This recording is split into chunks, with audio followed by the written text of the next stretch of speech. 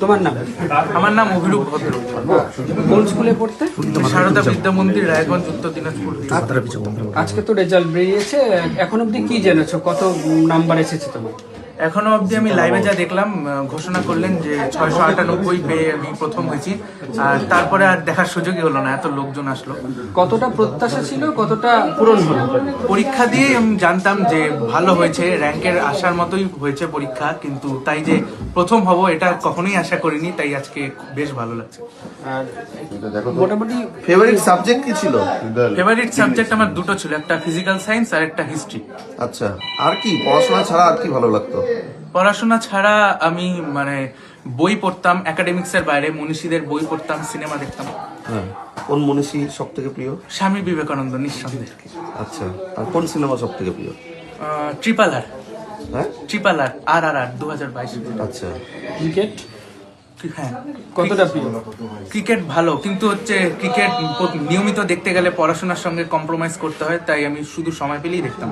আর বিশ্বকাপ হলো যে কয়েকদিন আগে, সেটা দেখেছিলাম ফাইনাল। তোমার এই সাফল্যের পেছনে কার অবদান সবচেয়ে বেশি? আমার এই সাফল্যের পিছনে অবশ্যই আমার মায়ের অবদানই সবচেয়ে বেশি।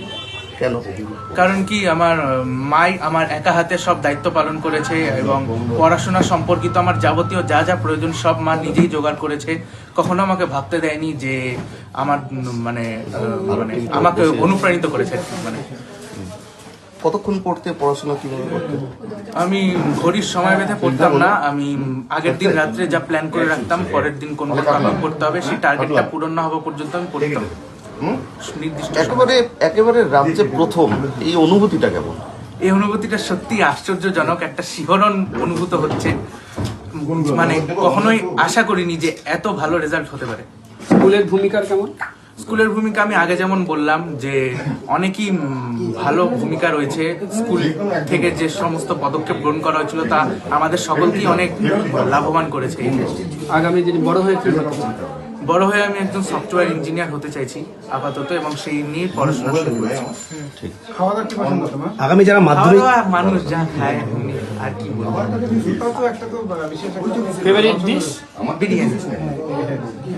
আগামীতে যারা পরীক্ষা দেবে তাদেরকে কি বলবে? আগামী দিনে যারা পরীক্ষা দেবে তাদের উদ্দেশ্যে আমি একটাই কথা বলতে চাই যে প্রতিদিন পড়ো, ধারাবাহিকভাবে পড়ো। ডিসিপ্লিনটা নষ্ট হলে মেকআপ করা খুব মুশকিল। কতক্ষণ পড়তে দেবে? আমি বললাম যে সময় বেঁধে আমি পড়তাম না, আগের দিন যে টপিকটা স্থির করে রাখতাম সেটাই পরের দিন কমপ্লিট করার চেষ্টা করতাম। এবং হ্যাঁ, যদি একটু আগেই হয়ে যেত তাহলে আমি নেক্সট দিনের টপিকটা ওই দিনই শুরু করে দিতাম। তোমার হচ্ছে প্রাইভেট কটা ছিল? আমার 9 জন গৃহশিক্ষক ছিলেন, তাদের কাছে আমার পড়তে